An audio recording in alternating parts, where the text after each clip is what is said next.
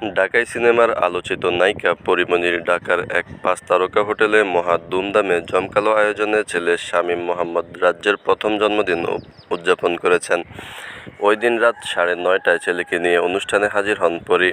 রাজ্যকে ভালোবাসা জানাতে সেখানে উপস্থিত হয়েছিলেন ঢালিউডের বেশ কয়েকজন জনপ্রিয় তারকাসহ ২০০-রও বেশি অতিথি। এছাড়া পরীমনির আত্মীয়স্বজনও হাজির হয়েছিলেন এই আয়োজনে খরচ সম্পর্কে পরীমনি গণমাধ্যমকে জানান, জন্মদিনের অনুষ্ঠানে ১৪,৮০,০০০ টাকা খরচ করেছেন তিনি। তার ভাষ্য, আমি অনেক কষ্ট করে এটি জোগাড় করেছি। এই অনুষ্ঠানের জন্য রাজ্যের বাবা রাজ পাশে থাকলে এত কষ্ট নিতে হতো না আমাকে। এই প্রসঙ্গে অভিনেত্রী আরও বলেন, রাজ্যের প্রথম জন্মদিন পালন করার উদ্দেশ্যে প্রতি মাসে একটি পরিমাণ টাকা জমিয়েছি আমি। সেই টাকা দিয়ে আজ বাবুর জন্মদিন পালন করছি। রাজ্যের জন্মের পর থেকেই এই উদ্যোগ নিয়েছিলাম। প্রথম দিকে রাজ্যের বাবাও যুক্ত ছিল এই উদ্যোগের সঙ্গে, কিন্তু পরে তো যা হওয়ার তাই হলো। সে চলে গেল। বাবুর প্রথম জন্মদিনটি স্মরণীয় করে রাখতে চেয়েছিলাম, কিন্তু পরিপূর্ণভাবে সেটি আর হলো না।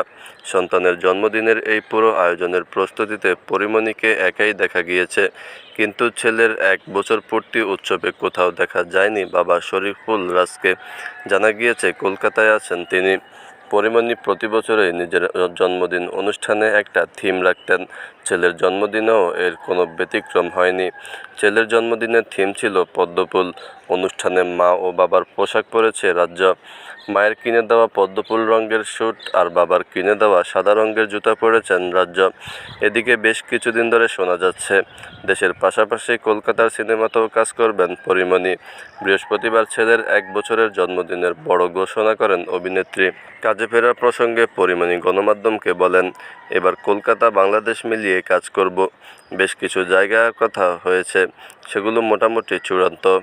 রাজ্যের জন্মদিনে বেশি কিছু প্রযোজক এই কাজগুলো নিয়ে ঘোষণা করার কথা বলেছিলেন, তবে আমি রাজি হইনি, কারণ আজ আমার বাবুর প্রথম জন্মদিন।